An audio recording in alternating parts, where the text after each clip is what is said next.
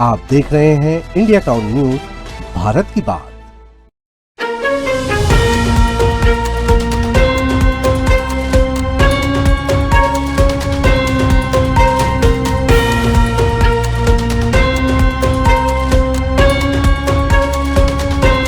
नमस्कार, आप देख रहे हैं इंडिया टाउन न्यूज और मैं हूं आपके साथ सुधीर मिश्रा। स्वागत है आपका हमारे नेशनल बुलेटिन में। खबरों में आगे बढ़ने से पहले नजर डालते हैं आज की सुर्खियों पर। नीट यूजी 2026 21 जून को दोबारा परीक्षा। पेपर लीक के बाद एनटीए का बड़ा फैसला। शिक्षा मंत्री बोले छात्रों के भविष्य से समझौता नहीं।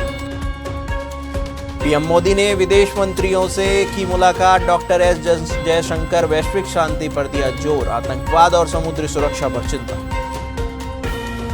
कर्नाटक में धार्मिक प्रतीक विवाद। स्कूलों में ड्रेस कोड पर सियासत। हिजाब भगवा शॉल पर टकराव। राष्ट्रीय परीक्षा एजेंसी यानी कि एनटीए ने नीट यूजी 2026 परीक्षा के पेपर लीक मामले के बाद दोबारा परीक्षा कराने का फैसला किया है। नई तारीख 21 जून निर्धारित की गई है।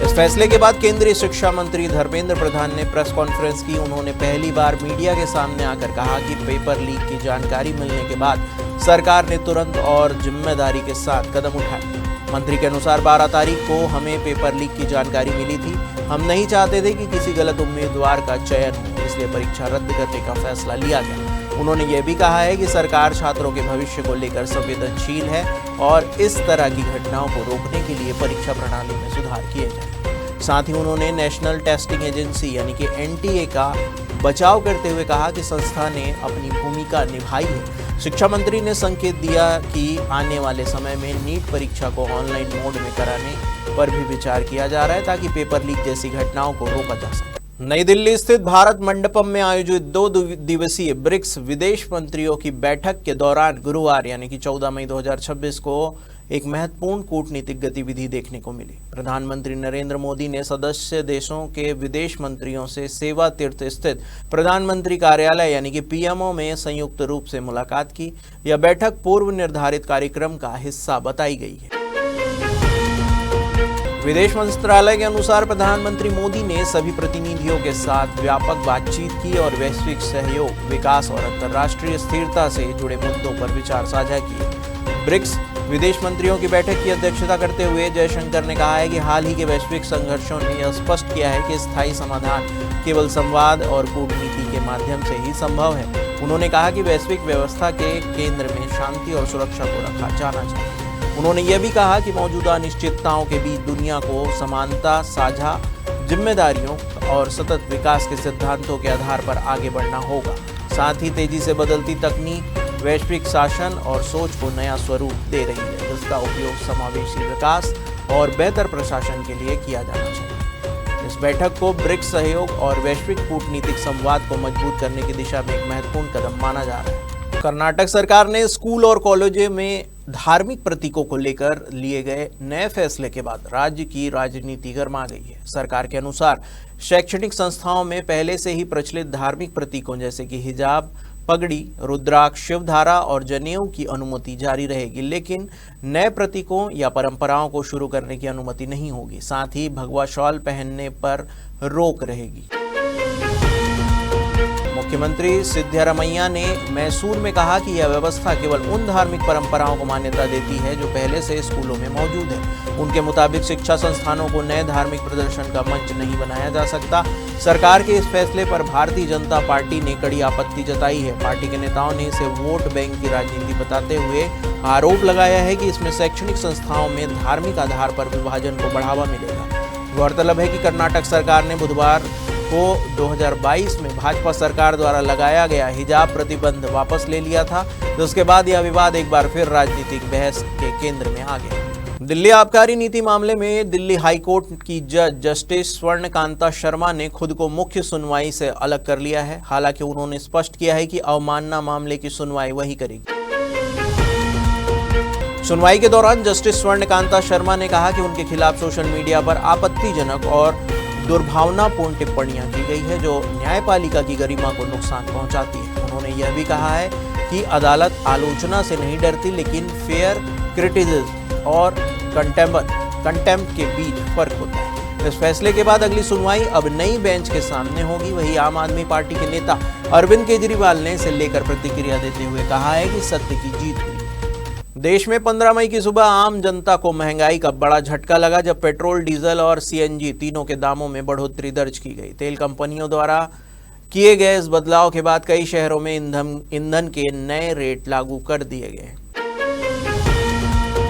जानकारी के अनुसार राष्ट्रीय राजधानी दिल्ली में सीएनजी की कीमत में 2 रुपए प्रति किलो की बढ़ोतरी हुई है। इसके बाद दिल्ली में सीएनजी का नया दाम 79 रुपए 9 पैसे प्रति किलो हो गया है। ये बढ़ोतरी नोएडा, गाजियाबाद और गुरुग्राम जैसे एनसीआर क्षेत्रों में भी लागू हुई है। मुंबई में भी सीएनजी के दाम बढ़ाए जा चुके हैं, जहां 2 रुपए की बढ़ोतरी के बाद कीमत 82 रुपए से बढ़कर 84 रुपए प्रति किलो तक पहुंच गई है। वहां यह नई दरें 14 मई से लागू है। रिपोर्ट के मुताबिक पेट्रोल में 3.14 पैसे प्रति लीटर और डीजल में 3.11 रुपए प्रति लीटर की बढ़ोतरी हुई है। कुछ रिपोर्ट में दावा किया जा रहा है कि अंतर्राष्ट्रीय परिस्थितियों और तेल गैस आपूर्ति में बाधा के कारण क्रूड ऑयल और गैस की कीमतों पर असर पड़ा है, जिसका सीधा प्रभाव घरेलू बाजार पर दिख रहा है। इसी बीच सोशल मीडिया पर यह भी चर्चा की गई है कि हालात को देखते हुए पेट्रोल, डीजल बचाने और खपत कम करने की अपील तक की गई है, जिसके बाद कीमतों में बदलाव देखने को मिला है। प्रधानमंत्री नरेंद्र मोदी आज से 6 दिनों के विदेशी दौरे पर 5 देशों की यात्रा पर निकल गए हैं। इस दौरे की शुरुआत संयुक्त अरब अमीरात यानी कि यूएई से हुई है, जहां प्रधानमंत्री के पहुंचने पर द्विपक्षीय संबंधों को और मजबूत करने पर जोर रहेगा।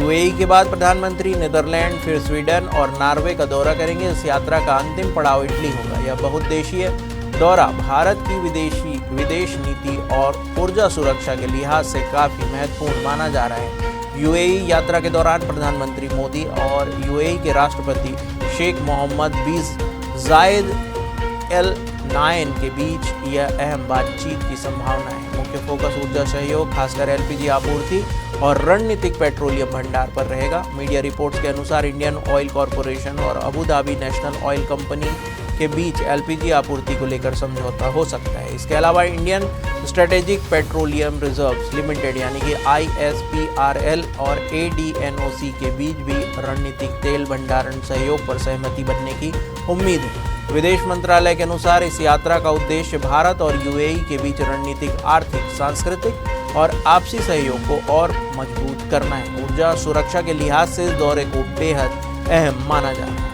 तमिलनाडु की राजनीति में सनातन धर्म को लेकर दिए गए एक बयान के बाद बड़ा विवाद खड़ा हो गया है। दरअसल डीएमके नेता और विधानसभा के नेता प्रतिपक्ष उदयनिधि स्टालिन ने पहले ही सनातन धर्म को लेकर एक विवादित टिप्पणी की थी, जिसके बाद टीवीके यानी कि तमिलगा वेत्रिकणम के विधायक VMS मुस्तफा ने उस बयान का समर्थन कर दिया।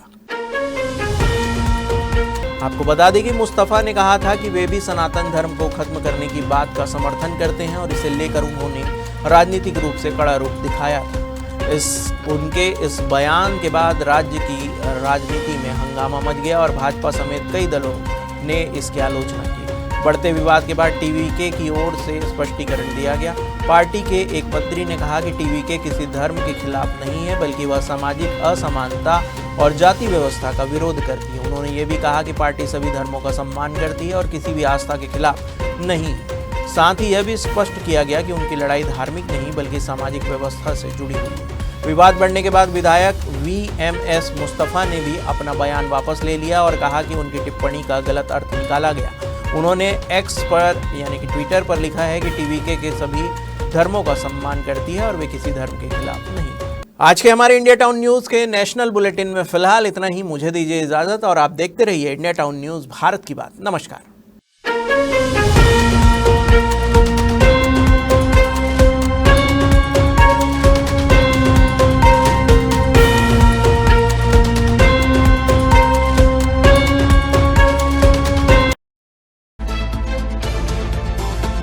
आप देख रहे हैं इंडिया टाउन न्यूज़, भारत की बात।